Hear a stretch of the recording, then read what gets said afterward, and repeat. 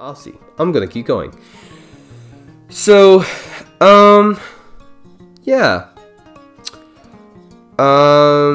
So they identify as such, but kind of where I want to go next is how does it affect those in different, of men of different races and cultures, and also those that are non-able-bodied, and that's something also kind of slightly dear to my heart, because I used to dance for a company here in Scotland, like a youth company, which is able and non-able dancers on working lives, and like done live performance with them, and it was just a really lovely experience. Like I really enjoyed, and I wonder if you're watching this, right?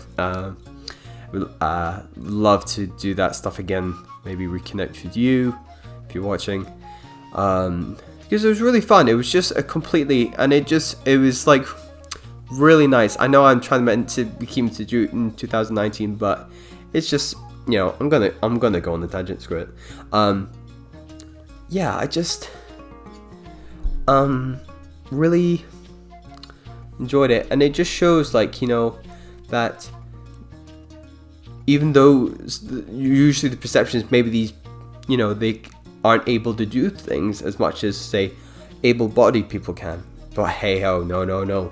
My experience, they show us how you can, like, how, with those set sort of restrictions, where does that force you to go and get creative, and taking such, like, I don't like to use the word simple, but like simple movements, and like how you really do it well. You know what I mean? Yeah, I don't like using the words, like, I mean, this is like a simple movement, so it's not obviously a detriment to them. It's actually, I think that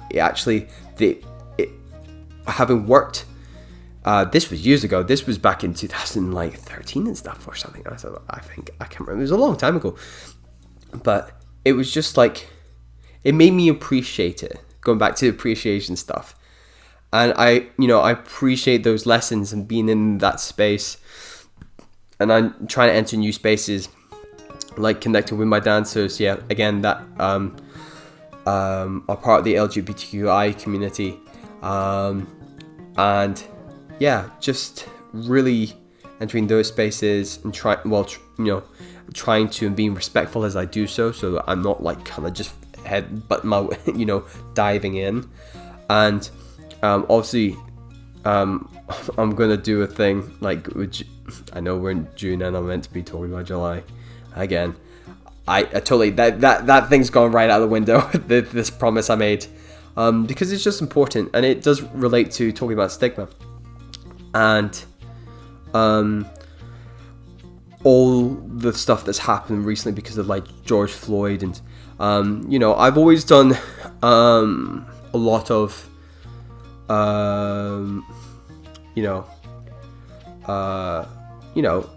keeping my mind open, and doing bits here and there in terms of knowing really starting to know my shit, and I'm taking it steps further every time, trying to enter the spaces, and the whole Black Lives Matter movement, and really getting to grips. Like, I've been wanting to do it for a long time, and I just got a Callous Natives on Audible. That's been amazing. I'm just making my way through that. It's 10 hours long, but I'm making my way through that. I have seen a couple of movies in the past, but there's a whole list of I'm going to be watching, and just like really educate myself. And I've been now a Chosen Hell dance member.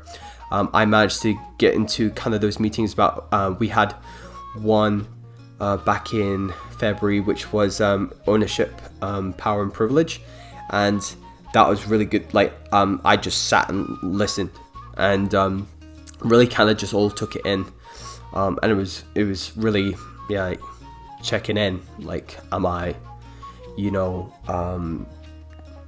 keeping good with the status quo, and what needs to change, what needs to go forward, and how can I help direct change, especially as a like white man.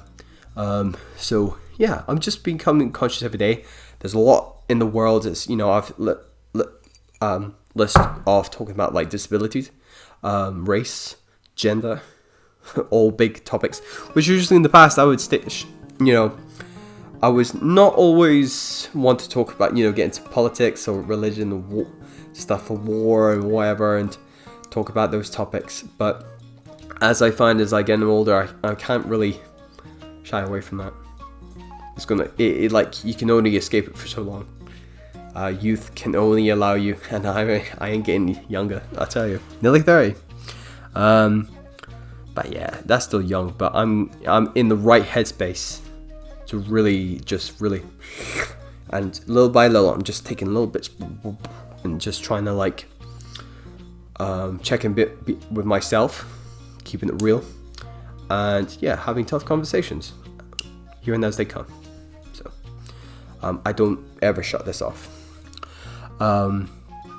Yeah, so that was Stigma. We did 2-day R&D sharing and stuff like that.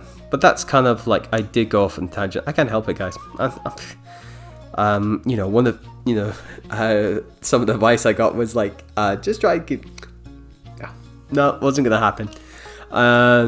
Because you know, I think it's really important that, you know, my mind goes this certain way. I know kind of things meander, but I think it's important to see how, so you can, especially because this vlog is about my journey, I think it's, and how it relates to other people, I think it's good to just let my mind just, and if I need to really find, if you guys really want me to, but what did you mean by that, I can do a whole like mini video content on my Instagram or wherever, or like short form videos, or just do another vlog directly tackling this, and I will promise to try my best to stick to it. But I think it's, you know, it's interesting where my brain goes. I like to keep it natural, keep it real.